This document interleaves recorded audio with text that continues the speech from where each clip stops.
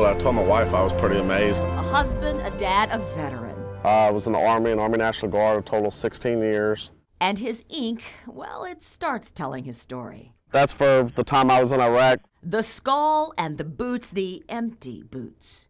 This right here is a soldier's cross. Erick went to Iraq with his father's words branded on his brain.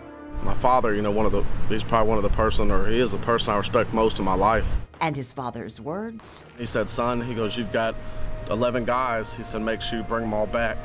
And that's the last thing he told me. And they didn't all come back.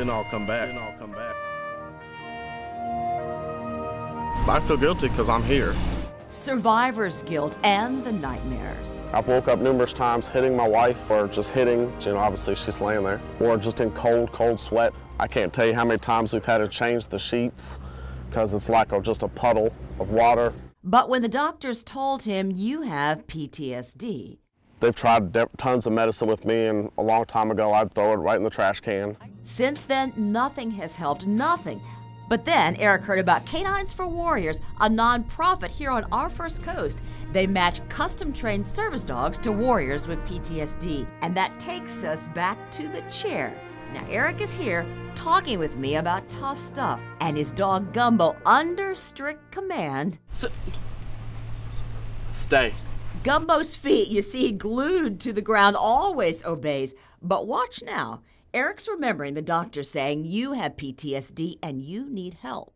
Oh, I'd get mad. I'd get, you know, extremely ugly words come out of my mouth, and told them, you know, just because they open a book, they can't put that stigma on me of what supposedly, you know, I have, just because that's what their books say and stuff like that. I was like, there has to be, you can tell I'm getting a little agitated. Gumbo senses Erick's upset even before Erick realizes it. Amazing instinct and the power to stop panic attacks and tackle PTSD. You feel more optimistic? Oh, yes, ma'am.